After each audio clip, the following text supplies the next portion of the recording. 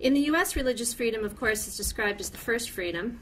We love our religious freedom. It's a fundamental human right. We invented it, we perfected it, and you can have some too. We're exporting it. I'm sure you're happy to hear. A rapidly escalating number of actors are promoting religious freedom now, across state boundaries. Again, I'm talking about transnational global processes here. Legal guarantees of religious freedom are embedded as riders in trade agreements, in aid packages, and in humanitarian projects. Diplomats are being carefully instructed how to safeguard religious freedom. Foreign policy establishments are gearing up and formalizing the promotion of religious freedom.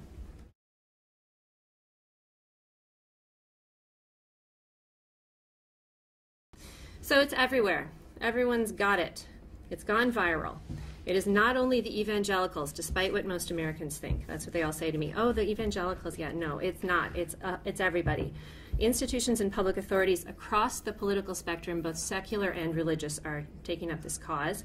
And I'm suggesting that it is also becoming a language that is used to garner international political legitimacy. So it's easy to be swept away in this common sense, right? Guaranteeing religious freedom is not just a model of living with and managing religious diversity. It is the model. It is the only model. It's what stands between us and pre-modern political orders that leave women and minorities in the dust.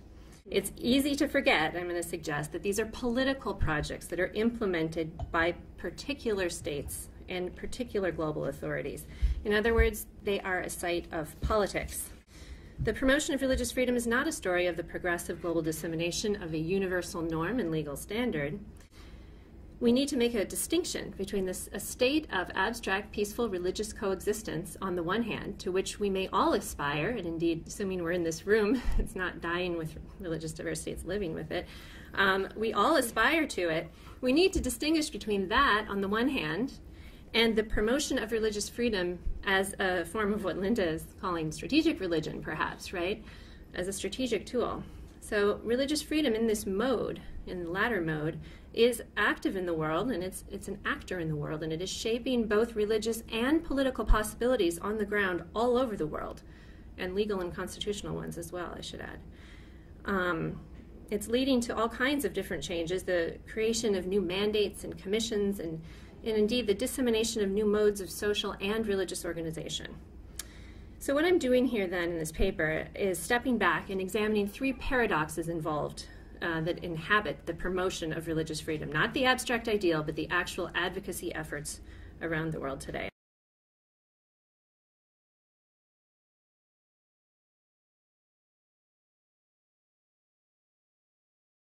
I'll talk a little bit about Syria. It reveals that paradoxically, framing the problem as a crisis of religious freedom may actually help create the problems that religious freedom seeks purportedly to solve.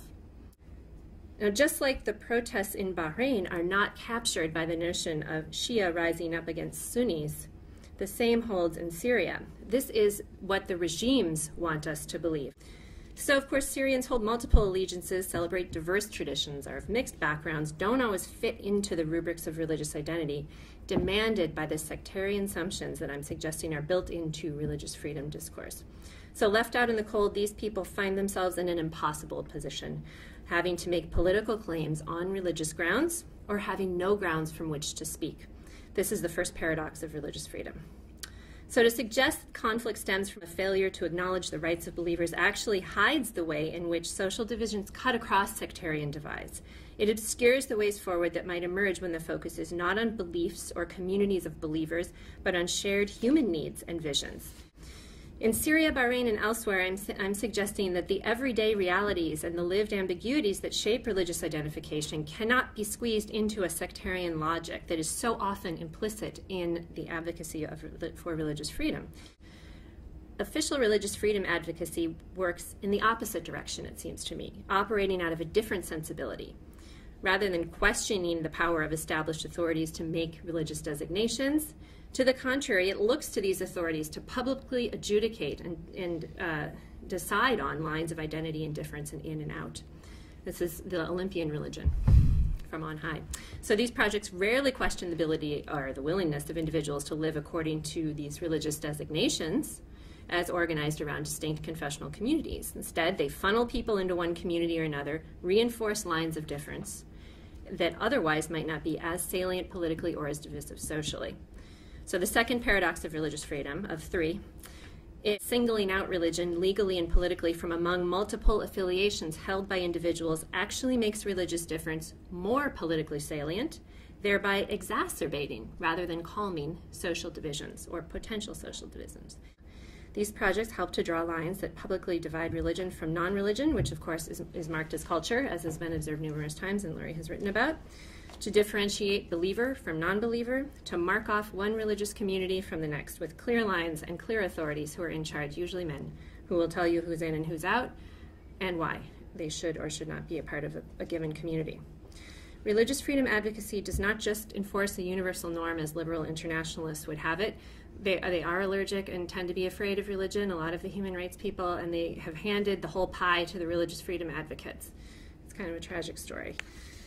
I'm suggesting that these practices of promotion of religious freedom actually help to create individual religious subjects and faith communities, in quotes, for whom choosing and believing in religion are seen as the defining characteristics of what it means to be modern and what it means to be free. So then the right to choose to believe or not to believe becomes the essence of what it means to be free. And to achieve this freedom of belief, belief in belief, is what it means then to have achieved religious freedom. The promotion of religious freedom, how could it be, may undermine democracy, not because democracy is necessarily secular, but because, as I've said, the hierarchical, institutionalized forms of religion defended by the U.S. bishops, the U.S. Department of State, Open Doors, the EU, the House Foreign Affairs Committee, Canada's DFATE, and everybody else, it seems, regulates and may even eradicate the potential for non-established, diverse, and democratic forms of religion to flourish.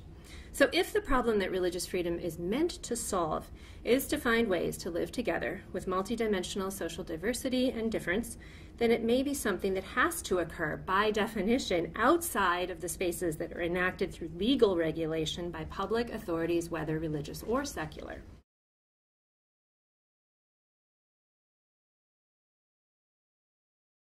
To just reiterate the three paradoxes. One, religious freedom advocacy forces people to have to make political claims on religious grounds.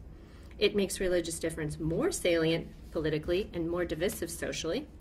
And it often empowers central authorities, those whom the U.S. can go around and say, who's the religious leader here? You. Okay, you speak for all the rest of them.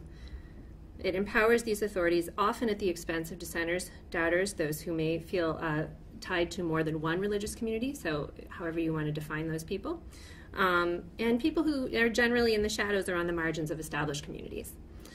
So religious freedom is certainly one model of living with religious diversity or not living well with it, but I think the challenge now before us is to identify some others.